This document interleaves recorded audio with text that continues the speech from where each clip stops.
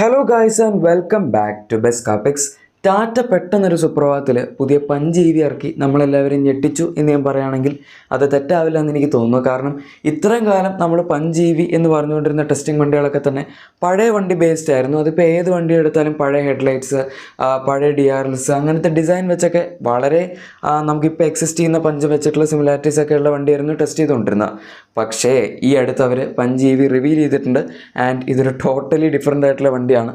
ടാറ്റയുടെ ഏറ്റവും പുതിയ ഡിസൈൻ ലാംഗ്വേജ് ആണ് ഈ വണ്ടി ഫോളോ ചെയ്യുന്നത്. എന്ന് വെച്ചാൽ ഏറ്റവും പുതിയ നെക്സോൺ EV ഫേസ് ലിഫ്റ്റ് എന്ന് നമുക്ക് പറയാം. കാരണം അതിൻ്റെ രീതിയിലുള്ള ഹെഡ്ലാമ്പ്സും അതുപോലെ മൊത്തത്തിലുള്ളൊരു ഡിസൈൻ സിൽഹൈറ്റാണ് ഈ വണ്ടി ഫോളോ ചെയ്യുന്നത്. ഇപ്പോൾ നമ്മൾ ഫ്രണ്ട് പ്രൊഫൈലിലേക്ക് നോക്കുകയാണെങ്കിൽ തന്നെ ഇതിൻ്റെ ഏറ്റവും ടോപ്പ് പോർഷനിലായിട്ടാണ് DRLs കൊടുത്തിരിക്കുന്നത്. അതിൽ തന്നെ നമുക്ക് സൈഡ് ഇൻഡിക്കേറ്റേഴ്സിൻ്റെ ഫംഗ്ഷൻ അവൈലബിൾ ആണ്, മാത്രമല്ല അത് കണക്റ്റഡും ആണ്. ഇതിപ്പോൾ എനിക്ക് തോന്നുന്നു ടാറ്റയുടെ ഒരു സിഗ്നേച്ചർ ഇലക്ട്രിക് വണ്ടിയിൽ ഡിസൈൻ ആയിരുന്നു. കണക്റ്റഡ് DRLസും അതുപോലെ മറ്റേ നടുവിലത്തെ ലൈറ്റ് ബാറൊക്കെ കൊടുക്കുന്ന ഫ്രണ്ടിലും ബാക്കിലും ഉണ്ട്. ഇലക്ട്രിക് വണ്ടികളിലാണ് ടാറ്റയുടെ പൊതുവെ നമ്മൾ ഫ്രണ്ടിലും കണ്ടുവരുന്നത് ഈ ഒരു സംഭവം. പിന്നെ അവർ പുതിയ ഹാരിയറിലൊക്കെ കൊടുത്തു, പക്ഷേ അത് ഹാരിയർ EVയിൽ കൊടുത്താൽ മതിയായിരുന്നു. അപ്പോൾ അത് അവരുടെ ഇലക്ട്രിക് വണ്ടികൾക്ക് മാത്രമുള്ളൊരു യൂണീക്ക് ഐഡൻറ്റിറ്റി ആക്കാൻ പറ്റുമായിരുന്നു. എന്തായാലും കുഴപ്പമില്ല. നെക്സോണിലൊക്കെ അങ്ങനെയാണ്, EVയിൽ മാത്രമേ കണക്റ്റഡ് ഹെഡ്ലാമ്പ്സ് അതായത് DRLs വരുന്നുള്ളൂ. ബാക്കി നോർമൽ വേരിയൻസിലൊക്കെ സ്പ്ലിറ്റ് ആയിട്ട് തന്നെയാണ് നിൽക്കുന്നത്. ഇനി 5 EVയിൽ നമുക്കിനി മുതൽ പ്രൊജക്ടർ ഹെഡ്ലാമ്പ്സ് അവൈലബിൾ ആയിരിക്കും. LED ഹെഡ്ലാമ്പ്സ് ആണ് ഇതിൻ്റെ അകത്ത് കൊടുത്തിരിക്കുന്നത്. നമുക്ക് നോർമൽ പഞ്ചിൽ ഹാലജൻ ബേസ്ഡ് ഹെഡ്ലാമ്പ്സ് ആണ് വരുന്നത്. അതും പ്രൊജക്ടറാണ്, പക്ഷേ അത് മറ്റേ മഞ്ഞ ബൾബാണ്. പിന്നെ ഇതിൻ്റെ ലൈറ്റിംഗ് സെറ്റപ്പ് സെയിം ആണ്. നമ്മൾ നെക്സോണിലും അതുപോലെ ഹൈറിയർ ഫേസ് ലിഫ്റ്റിലൊക്കെ കിട്ടുന്ന അതേ സംഭവം തന്നെയാണ് ഇതിൻ്റെ അകത്ത് കൊടുത്തിരിക്കുന്നത്. പിന്നെ ബമ്പറിൻ്റെ ഡിസൈനിൽ വ്യത്യാസമുണ്ട്. LED ഫോഗ് ലാംപ്സ് ഈ ഒരു വാഹനത്തിൽ അവൈലബിൾ ആണ്. കൂടുതലും ഇതിൻ്റെ ഒരു ബമ്പറിൻ്റെ ഡിസൈനൊക്കെ നമ്മുടെ നെക്സോൺ ഫേസ് ലിഫ്റ്റുമായിട്ട് ഭയങ്കര സിമിലാരിറ്റി ഉണ്ട്. പിന്നെ ഇത് ടാറ്റയുടെ ഇലക്ട്രിക് വണ്ടികളുടെ റേഞ്ചിൽ ആദ്യമായിട്ടാണ് ഫ്രണ്ടിൽ ചാർജിങ് പോയിൻ്റ് ഉള്ള ഒരു വണ്ടിയുള്ളത്. അത് ഈ വണ്ടി മാത്രമാണ്. ബാക്കി ഇപ്പോൾ നെക്സോണോ ടിയാഗോയോ ടിഗോറോ ഏത് വണ്ടി എടുത്താലും എല്ലാത്തിലും സൈഡ് മൗണ്ടഡ് ചാർജറാണ് വരുന്നത്. ഇതിൻ്റെ അകത്ത് വെച്ച് നിങ്ങൾ കണ്ടില്ലേ, ടാറ്റ ലോഗോയുടെ അവിടെ ഒരു കട്ടൗട്ട് ഉണ്ട്, അത് ചാർജ് ചെയ്യാനുള്ള ഓപ്ഷനാണ്. മാത്രമല്ല ഈ വണ്ടി ഫാസ്റ്റ് ചാർജിങ് സപ്പോർട്ട് ചെയ്യുന്നുണ്ട്. അതിലേക്ക് ഞാൻ വരാം. ഓക്കെ, റിയർ പ്രൊഫൈലിലേക്ക് വരികയാണെങ്കിൽ ഇവിടെ നമുക്കങ്ങനെ വലിയ വ്യത്യാസമൊന്നും പറയാനില്ല. ഓൾമോസ്റ്റ് നോർമൽ പഞ്ച് പോലൊക്കെ തന്നെയാണ് ഈ വണ്ടി കാണാനിരിക്കുന്നത്. ഒരു വ്യത്യാസമുള്ളത് ഇതിൻ്റെ ആ റൈറ്റിംഗ് സ്റ്റൈലാണ്. അതായത് punch.tv എന്ന് പറയുന്ന ടാറ്റയുടെ ഡോട്ട് ഇട്ടിട്ടുള്ള സിഗ്നേച്ചർ റൈറ്റിംഗ് സ്റ്റൈലാണ് ഇതിൻ്റെ അകത്ത് ഫോളോ ചെയ്തിരിക്കുന്നത്. ബാക്കി ടെയിൽ ലാംപ്സിൻ്റെ ഡിസൈനൊക്കെ സെയിം ആണ്. ആകെപ്പാടെ ബമ്പറിൻ്റെ ഡിസൈനിൽ നമുക്ക് കുറച്ച് വ്യത്യാസമുണ്ട് എന്ന് പറയാം. എനിക്ക് നോർമൽ പഞ്ചിൻ്റെ ബമ്പറിനേക്കാൾ ഈ വണ്ടിയുടെ ബമ്പറാണ് കുറച്ചുകൂടി ഇഷ്ടപ്പെട്ടത്, നമ്മൾ അങ്ങനെ കമ്പയർ ചെയ്യുമ്പോൾ. പക്ഷേ എന്തായാലും ബാക്കിൽ സിമിലാരിറ്റീസ് കൂടുതലാണ്. നമുക്ക് നോർമൽ പഞ്ച് വെച്ച് വരുമ്പം വ്യത്യാസവും കമ്പാരിറ്റീവ്ലി കുറവാണ്.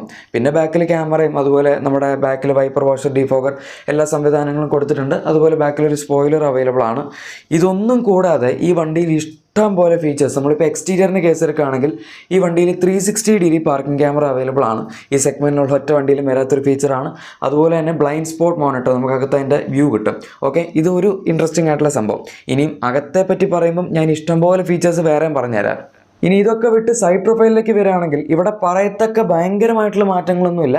പക്ഷേ ORVMs മാറിയിട്ടുണ്ട്. നമ്മൾ പുതിയ നെക്സോണിലും ഹാരിയറിലൊക്കെ കണ്ട ആ സെയിം ORVMs ആണ് ഈ വണ്ടിയിലും കൊടുത്തിരിക്കുന്നത്. അത്യാവശ്യം വലിയ സൈസുള്ള ORVMs ആണ്. പിന്നെ അലോയ്സിൻ്റെ സൈസ് ഇപ്പോഴും 16 ഇഞ്ച് തന്നെയാണ് വെച്ചിരിക്കുന്നത്. പക്ഷേ ഡിസൈനിൽ വ്യത്യാസമുണ്ട്. ടാറ്റയുടെ പുതിയ എയറോ ഡിസൈനിൽ വരുന്ന അലോയ് വീൽസ് ഉണ്ടല്ലോ, നമ്മൾ നെക്സോൺ EVയിലും നെക്സോണിലൊക്കെ കണ്ട സംഭവം, അത് തന്നെയാണ് ഈ ഒരു വാഹനത്തിലും കൊടുത്തിരിക്കുന്നത്. അതിൻ്റെ ഡിസൈൻ അവർ കറക്റ്റായിട്ട് ഇപ്പം റിവീൽ ചെയ്തിട്ടില്ല, അതായത് നമുക്ക് വ്യക്തമായിട്ട് കാണുന്ന രീതിയിൽ. പക്ഷേ എന്തായാലും വ്യത്യാസം ഉണ്ടാകും എന്നുള്ള കാര്യം ഉറപ്പാണ്. പിന്നൊരു കാര്യം വരുന്നത്, ടാറ്റയുടെ വണ്ടികളിൽ ഇലക്ട്രിക് റേഞ്ചിൽ ആദ്യമായിട്ട് ഫ്രണ്ട് ട്രങ്ക് വരുന്നത് ഈ വണ്ടിയിലാണ്. എന്ന് വെച്ചാൽ ഇത്രയും കാലം വരെ നമ്മൾ ടാറ്റയുടെ മറ്റേ ബോണറ്റ് പൊക്കി നോക്കുകയാണെങ്കിൽ ഇലക്ട്രിക് വണ്ടികൾ നമുക്ക് ബാറ്ററിയും സാധനങ്ങളും, ബാറ്ററി അല്ല മറ്റേ മോട്ടറും അങ്ങനെ കുറേ സാധനങ്ങളുടെയൊക്കെ കവറിങ്ങും ഇതൊക്കെ കാണാമായിരുന്നു. പക്ഷേ ഈ വണ്ടിയിൽ അങ്ങനെ കാണാൻ പറ്റില്ല. കാരണം അവിടെ നമ്മൾ ഈ ടെസ്റ്റിലൊക്കെ കാണുന്ന പോലുള്ള ഒരു ഫ്രണ്ടിലത്തെ സ്റ്റോറേജ് സ്പേസ് ഈ വണ്ടിയിൽ കൊടുത്തിട്ടുണ്ട്. അതൊരു എക്സ്ക്ലൂസീവ് ആയിട്ടുള്ള സംഭവമാണ്. ടാറ്റയുടെ വണ്ടികളിൽ യൂണീക്ക് ആയിട്ടുള്ളൊരു കാര്യമാണ്. അതവർ ഇതിൽ കൊടുത്തിട്ടുണ്ട്. അതിൻ്റെ റീസൺ ഈ വണ്ടിയുടെ പ്ലാറ്റ്ഫോമാണ്. പ്ലാറ്റ്ഫോമിലേക്ക് വരുന്നതിന് മുമ്പ് ഞാൻ ഈ വണ്ടിയിൽ കിട്ടുന്ന ഫീച്ചേഴ്സ് എന്തൊക്കെയാണ് എന്നൊന്ന് പറഞ്ഞുതരാം. ഇതിന് ഇൻറ്റീരിയറിൻ്റെ ഇമേജസ് അവൈലബിൾ അല്ല, അതുകൊണ്ട് താൽക്കാലികമായി ക്ഷമിക്കുക. ഇനി ഞാൻ ഈ വീഡിയോ ഇട്ട് കഴിഞ്ഞിട്ട് ടാറ്റ തർക്കമൊന്നും എനിക്കറിയില്ല. ടാറ്റയ്ക്കുള്ള സ്ഥിരം പരിപാടിയാണ്, ആദ്യം ഒരു വണ്ടി കാണിക്കും, അത് ഇനി അടുത്ത ദിവസം തന്നെ അവർ അടുത്ത ഇമേജസും കൂടെ പുറത്തു വിടും. എന്തായാലും നമുക്ക് ഇതിൻ്റെ അകത്ത് നെക്സോൺ EVയിലൊക്കെ ഉള്ള ആ ഒരു പുതിയ സ്റ്റിയറിംഗ് വീൽ അവൈലബിൾ ആയിരിക്കും. അതുപോലെ ടച്ച് കൺട്രോൾസൊക്കെ ഉള്ള എയർ കണ്ടീഷനിങ് കൺട്രോൾസൊക്കെ വരുമായിരിക്കും. പിന്നെ മെയിനായിട്ട് ഫീച്ചേഴ്സിലേക്ക് വരികയാണെങ്കിൽ 10.25 ഇഞ്ച് സൈസ് വരുന്ന ടച്ച് സ്ക്രീൻ ഇൻഫോർടൈൻമെൻറ്റ് സിസ്റ്റം ഈ വണ്ടിയിൽ അവൈലബിൾ ആണ്. ആണ്. അതുപോലെ 10.25 ഇഞ്ച് സൈസ് വരുന്ന ഫുള്ളി ഡിജിറ്റൽ ഇൻസ്ട്രുമെന്റ് ക്ലസ്റ്റർ നമ്മൾ നെക്സോണിൽ കണ്ട ആ സെയിം 2 സ്ക്രീൻസ് ആണ് ഇതിനകത്ത് കൊടുത്തിരിക്കുന്നത്. And Qualcomm Snapdragon digital chassis platform chipset വെച്ചാണ് ഇവർ ഈ സ്ക്രീൻസ് ഒക്കെ പവർ ചെയ്യുന്നത്. ആൻഡ് നമുക്ക് ഇതിനകത്ത് arcade.ev വരുന്ന ഫീച്ചേഴ്സ് നമ്മൾ നെക്സോണിൽ കണ്ടതാണ് പുതിയ EV-യിൽ. അതായത് നമുക്ക് സ്ക്രീൻ വഴി തന്നെ ഒരുപാട് ആപ്സ് ഒക്കെ ഇതിൻ്റെ അകത്ത് ആക്സസ് ചെയ്യാൻ പറ്റും. ആ ഒരു സംഭവം ഈ വണ്ടിയിലും അവർ കൊടുത്തിട്ടുണ്ട്. പക്ഷേ ഫീച്ചേഴ്സിൻ്റെ ലിസ്റ്റ് അവിടെ തീരുന്നില്ല. വയർലെസ് ഫോൺ ചാർജർ ഉണ്ട്, ഫ്രണ്ട് വെന്റിലേറ്റഡ് സീറ്റ്സ് ഉണ്ട്, ലെതറഡ് സീറ്റ്സ് ഉണ്ട്. ഈ ഫ്രണ്ട് വെന്റിലേറ്റഡ് സീറ്റ്സ് ഒന്നും ഈ പ്രൈസ് പോയിന്റ് അല്ലെങ്കിൽ ഈ സൈസിൽ നിൽക്കുന്ന വണ്ടിയിലൊന്നും നമ്മൾ ഇതുവരെ കണ്ടിട്ടില്ലാത്ത ഫീച്ചേഴ്സാണ്. ഈവൻ i20 പോലും ഇല്ല, ഹ്യുണ്ടായുടെ ഏറ്റവും പ്രീമിയം ഹാഷ് ബാക്ക് എന്നവർ പറയുന്ന വണ്ടിയിൽ. എന്നിട്ടും ടാറ്റ ഈ വണ്ടിയിൽ കൊടുത്തിട്ടുണ്ട്. പിന്നെ ലെതറഡ് സീറ്റ്സ് ഞാൻ പറഞ്ഞു. അതുപോലെ നമുക്ക് ഇതിൻ്റെ അകത്ത് electronic parking brake with auto hold function available ആണ്. എഗെയിൻ സെഗ്മെന്റിൽ എക്സ്ക്ലൂസീവ് ആയിട്ടുള്ളൊരു ഫീച്ചർ ഈ വണ്ടിയിൽ മാത്രമേ ഉള്ളൂ. പിന്നെ നോർമലായിട്ട് കണക്റ്റഡ് കാർട്ടൊക്കെ cruise control, push button start തുടങ്ങിയ സാധനങ്ങളൊക്കെ ഉണ്ട്. ആൻഡ് നമുക്കിതിൻ്റെ അകത്ത് ലെവൽ 2 അഡാസ് വരെയുള്ള കേപ്പബിലിറ്റി ഉണ്ട്. അത് ഞാൻ പറഞ്ഞുതരാം, അത് ഇപ്പോൾ ഈ വണ്ടിയിൽ വന്നിട്ടില്ല. പിന്നെ ഇതിനൊക്കെ പുറമെ 6 എയർ ബാഗ്സും ഈ വണ്ടിയിൽ ആഡ് ആയിട്ടുണ്ട്. നമുക്കറിയാം നോർമൽ പഞ്ചിൻ്റെ ഐസ് മോഡലിൽ നമുക്കിപ്പോഴും ആകെ 2 എയർ ബാഗ്സ് മാത്രമേ വരുന്നുള്ളൂ. പിന്നെ ഈ വണ്ടിയിൽ നമുക്ക് 4 ഡിസ്ക് ബ്രേക്സ് അവൈലബിൾ ആണ്.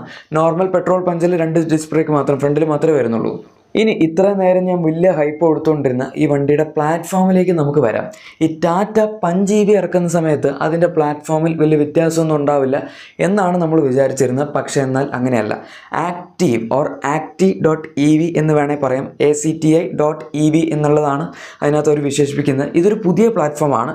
പക്ഷേ ഇതൊരു പുതിയ പ്ലാറ്റ്ഫോം അല്ല. കാരണം ടാറ്റയുടെ ആൽഫ പ്ലാറ്റ്ഫോം ബേസ് ചെയ്തിട്ടാണ് ഈ ഒരു സംഭവം ഇപ്പോൾ പഞ്ചിൽ കൊടുത്തിരിക്കുന്നത്. അതായത് ബേസിക്കലി സംഭവം അത് തന്നെയാണ്. പക്ഷേ ഇലക്ട്രിക് വണ്ടികൾക്ക് വേണ്ടി ഹെവി ആയിട്ട് മോഡിഫൈ ചെയ്തിരിക്കുന്ന പ്ലാറ്റ്ഫോമാണ്. എന്ന് വെച്ചാൽ ടാറ്റ പണ്ട് ഓട്ടോ എക്സ്പോയിൽ പറഞ്ഞ Gen 2 EV ആർക്കിടെക്ചർ ഉണ്ടല്ലോ, Gen 1 നമ്മുടെ നെക്സോൺ EV ഒക്കെ ആദ്യം ഓടിക്കൊണ്ടിരുന്നത്.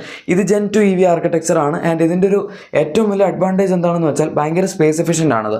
അതായത് ബാറ്ററിയൊക്കെ നമുക്ക് നല്ല വലിയ സൈസുള്ളത് വെക്കാൻ പറ്റും. മാത്രമല്ല പല ഡിഫറെൻ്റ് ആയിട്ടുള്ള ബോഡി കൺഫിഗറേഷൻസ്, അതായത് വണ്ടിയുടെ സൈസും ഒരു പരിധി വരെ കൂട്ടാനും കുറയ്ക്കാനും ഒക്കെ പറ്റും. ഇപ്പോൾ പഞ്ച് ചെറിയ വണ്ടിയാണ്, ഇത് വേണമെങ്കിൽ കുറച്ചുകൂടെ വലിയ വണ്ടികളിലേക്ക് അവർക്ക് യൂസ് ചെയ്യാൻ പറ്റും. പുതിയ കർവിലൊക്കെ ഈ സെയിം പ്ലാറ്റ്ഫോമാണ് വരുന്നതെന്നാണ് പറയുന്നത്. പക്ഷേ ഒരു വ്യത്യാസമുണ്ട്. അത് ആൽഫ പ്ലാറ്റ്ഫോം ബേസ്ഡ് അല്ല, അത് X1 പ്ലാറ്റ്ഫോം ബേസ്ഡ് ആണ്. പക്ഷേ X1 പ്ലാറ്റ്ഫോമിൻ്റെ തന്നെ ഒരു Gen 2 വേർഷനായിട്ടാണ് അവരത് കാണിക്കുന്നത്. പിന്നെ ഈ പ്ലാറ്റ്ഫോമിൽ വേറൊരു ഗുണം എന്താണെന്ന് വെച്ചാൽ ഈ ഹെവി ബാറ്ററിക്കൊപ്പം, അതായത് ഏകദേശം അവർ ക്ലെയിം ചെയ്യുന്ന 300 മുതൽ 600 കിലോമീറ്റേഴ്സ് വരെയുള്ള ക്ലെയിംഡ് റേഞ്ച്, അത്രയും ക്ലെയിം ചെയ്യാൻ പറ്റുന്ന കെൽപ്പുള്ളൊരു പ്ലാറ്റ്ഫോമാണ് ഇതിനകത്ത് കൊടുത്തിരിക്കുന്നത്. പിന്നെ ഫാസ്റ്റ് ചാർജിങ്, ഈ വണ്ടി 400 വോൾട്സിൻ്റെ ആർക്കിടെക്ചറിലാണ് റൺ ചെയ്യുന്നത്. അതായത് 150 kWh ഫാസ്റ്റ് ചാർജിങ് വരെ ഇതിനകത്ത് കൊടുക്കാൻ പറ്റും. ടാറ്റയ്ക്ക് ഇത്രയും കാലം നിങ്ങൾക്കറിയായിരിക്കും, നെക്സോൺ EV ഒരു ചാർജറിൽ കൊണ്ട് കുത്തിക്കഴിഞ്ഞാൽ 25 kW മിക്കവാറും ചാർജ് ആവുന്നത്, DC ഫാസ്റ്റ് ചാർജിങ് ആണെങ്കിൽ പോലും.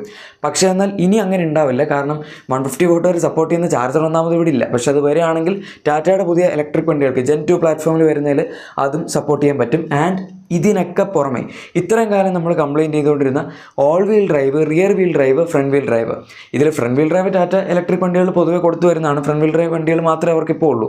പക്ഷേ എന്നാൽ ഈ ഒരു പ്ലാറ്റ്ഫോം വരുമ്പോഴേക്കും റിയർ വീൽ ഡ്രൈവും അതുപോലെ തന്നെ ഓൾ വീൽ ഡ്രൈവും, ഈ 2 സംഭവങ്ങളും പ്രാക്ടിക്കലി പോസിബിൾ ആണ്.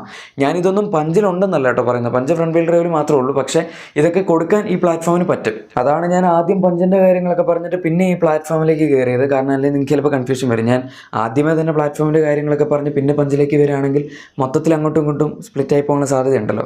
പിന്നെ അതുപോലെ തന്നെ വേറൊരു സംഭവം ഉള്ളത്, ഈ വണ്ടി ലെവൽ 2 അഡാസ് കേപ്പബിലിറ്റീസോട് കൂടിയാണ് വരുന്നത്.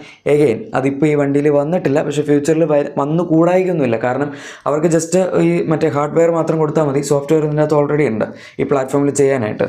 ഇതൊക്കെയാണ് പ്ലാറ്റ്ഫോമിൻ്റെ കാര്യം. തീർച്ചയായിട്ടും ഇലക്ട്രിക് വണ്ടികളുടെ കാര്യത്തിൽ ഒരു വലിയ മുന്നേറ്റം തന്നെയാണ് ടാറ്റ ഇപ്പം നടത്തിക്കൊണ്ടിരിക്കുന്നതെന്ന് നമുക്ക് നിസ്സംശയം പറയാൻ പറ്റും.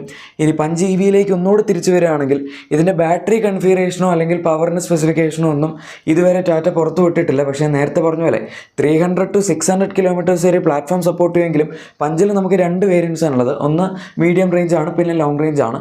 അതിൽ 300 മീഡിയം റേഞ്ചിനും 400 വരെയൊക്കെ ആയിരിക്കും മാക്സിമം നമുക്ക് ലോങ് റേഞ്ചിനും കിട്ടാൻ പോകുന്നത്. ഓട്ടോക്കാരിൻ്റെ റിപ്പോർട്ട് ചെയ്യുന്നതനുസരിച്ച് 25 kWh ബാറ്ററി പാക്കും 35 kWh ബാറ്ററി പാക്കും ആയിരിക്കും ഇതിനകത്ത് വരുന്നതെന്നാണ് പറയുന്നത്. പക്ഷെ അതെങ്ങനെ ഉറപ്പൊന്നുമില്ല, കാരണം കൺഫേം ചെയ്തിട്ടുള്ള സ്പെക്സ് അല്ല, ജസ്റ്റ് അവരുടെ റൂമേഴ്സാണ്. പിന്നെ ഈ വണ്ടി 5 ട്രിം ലെവൽസിലാണ് നമുക്ക് മീഡിയം റേഞ്ചിൽ കിട്ടുന്നത്. Smart plus, adventure, empowered plus. ഇനി അതല്ല ലോങ് റേഞ്ചിലേക്ക് വരികയാണെങ്കിൽ അവിടെ 3 ട്രിംസ് ആണുള്ളത്. അഡ്വഞ്ചർ ഉണ്ട്, എംപവേർഡ് പ്ലസ് തുടങ്ങിയ ഓപ്ഷൻസ് ഉണ്ട്. പിന്നെ അതുപോലെ നമുക്ക് ഈ 2 വേരിയൻസും ലോങ് റേഞ്ചും മീഡിയം റേഞ്ചും രണ്ടിലും 5 ഡ്യുവൽ ടോൺ കളർ ഓപ്ഷൻസും ടാറ്റ കൊടുത്തിട്ടുണ്ട്. എന്തായാലും മൊത്തത്തിൽ ടാറ്റയുടെ പുതിയ പഞ്ച് ഒരു ഗജഗംഭീര സംഭവമാണ് എന്ന് തന്നെ പറയും. അതും ഇലക്ട്രിക് കാറിൻ്റെ സ്പേസിൽ. ഇത് നമ്മുടെ സെട്രോയിൻ്റെ EC3 ആയിട്ടൊക്കെ കോമ്പീറ്റ് ചെയ്യാനാണ് വരുന്നത്. അത് വെച്ച് നോക്കുമ്പം ഈ വണ്ടി ഭയങ്കര അഡ്വാൻസ്ഡ് ആണ്. കറക്റ്റ് ലോഞ്ച് ഡേറ്റ് പറഞ്ഞിട്ടില്ല, പക്ഷേ എന്തായാലും 1-2 മാസത്തിനുള്ളിൽ ഉണ്ടാവും എന്ന് പ്രതീക്ഷിക്കാം. എനിവേ ഗൈസ്, നമ്മുടെ പുതിയ ടാറ്റ പഞ്ച് വീഡിയോ അതുപോലെ ഇവരുടെ പുതിയ പ്ലാറ്റ്ഫോമിനെ പറ്റിയുള്ള കാര്യങ്ങളൊക്കെ എല്ലാവർക്കും ഇഷ്ടപ്പെട്ടു എന്ന് വിചാരിക്കുന്നു. വീഡിയോ ഇഷ്ടപ്പെട്ടെങ്കിൽ ലൈക്കും സബ്സ്ക്രൈബും ഷെയറും ചെയ്യുക. നമുക്ക് മറ്റൊരു വീഡിയോയിൽ കാണാം. Thank you for watching my video and good bye.